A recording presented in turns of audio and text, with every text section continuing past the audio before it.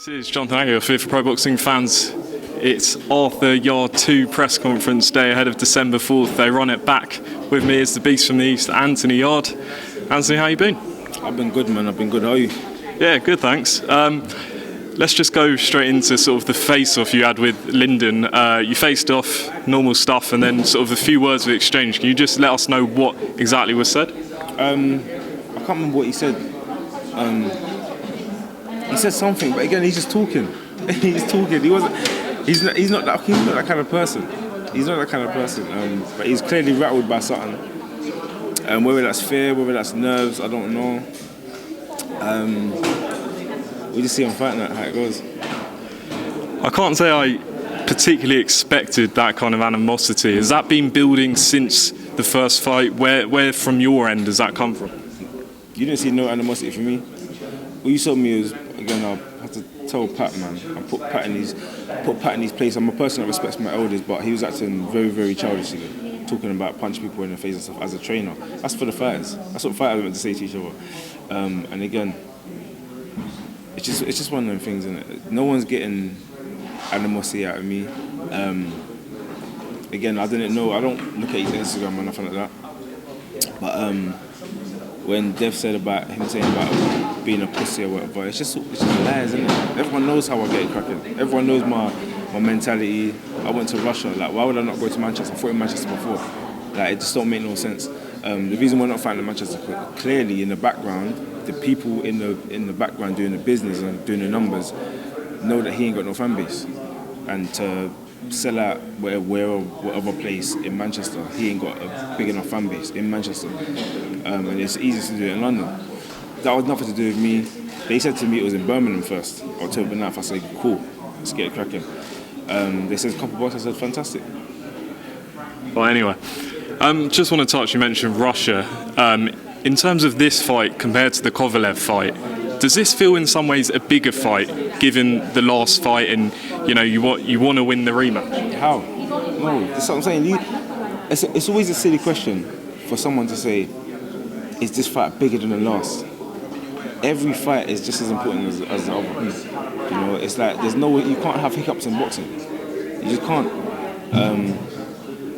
So to me, it's just one of them things.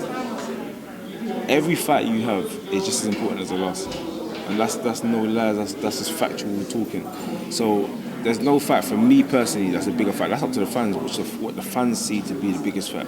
That's not to do with me. For me, every fight's a world title fight. When you look back to the first fight, how did you assess it in terms of positive and what you could have improved on? Again, I could have improved on absolutely everything. The way my mindset was at the time was, again, I've had a lot of scrutiny about he can't go 12 rounds. I've got limited experience, so it's like I wouldn't even mind going to 12 rounds. And I got to a point where I felt like I was coasting. I felt like I was winning the fight quite easily. But then when I watched it back, I was like, wow, this fight was absolutely boring. That's not even how I fight. And not even that as well, I've built up a stigma. If I don't do something, because I'm known for knocking people out and bullying people around the ring, if I don't do that, it's going to look as if he's doing something to stop me from doing that. So the perspective is that he's winning the fight. And I totally understand that. At the time, it's just like you're in the ring, you're boxing, you're learning, having a little learning fight. Not a learning fight, but you're practicing stuff. I'm winning, so I don't need to worry. And then, it didn't turn out like that, bro. But I learned my lesson. I mean, that was an observation people made watching the fight. They expected you to come in and look for the knockout sort of in the first few rounds. You didn't do that. Yeah. Do you regret in hindsight that decision? We saw in the 12th round it was kind of an all-action type fight. Is there any regret on that part? No regrets. Again, it's just an opportunity to right or wrong. But there's no regrets in life, man. You've added James Cook, obviously, to the team. You've had one fight with him and Tunde. How's the dynamic working with this fight? It's just fantastic. It's fantastic. They get along. They get along. They work well together. And I just feel like it's onwards and upwards from there. How do you think you've improved in terms of as a person, not just a boxer, as a person since that last fight? We know you had a lot of things going on in your personal life. How have you changed in any way or improved as a person? I feel like that's just life in general. I don't know. That's a question you have to ask people around me. Because I'm not one of the people that, assess myself and always give myself a positive saying, yeah, I'm this, I'm that. It's just one of them things. That's what life is like. It's a journey, innit? Like, it's not a destination, it's a journey. So every day you can either try to get better in one way or another, or you can decrease in some areas. It's just part of life. But I feel like that's a question you have to ask people that's around me. When I look at rematches, I always remember something Lennox Lewis said when he lost to Hasim Rahman. I've seen it in a Joe Rogan podcast, and he said when he got out of the ring, he knew exactly what went wrong in that fight. Do you have that mindset, having watched the last fight? I know you thought you won the fight, but having watched it again, do you have that mindset? Oh, 100%. 100%. People are acting like, like this is exactly what it's like.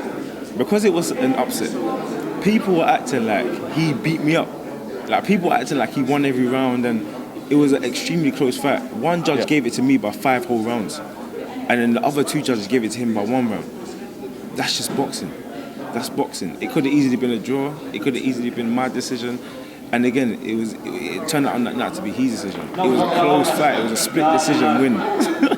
Like, all this talk about, he done this and he beat me and blah, blah, blah. It's boxing. We've seen so many decisions in boxing which people don't agree with. That's just boxing for you. But again, all I have control over is a rematch. What can you tell us that you learned from that fight specifically? To do my thing, man, and leave the practice to the gym. Leave the practice in the gym. What can we expect from Anthony Yarde in the rematch December 4th? Entertainment, excitement. Knockout?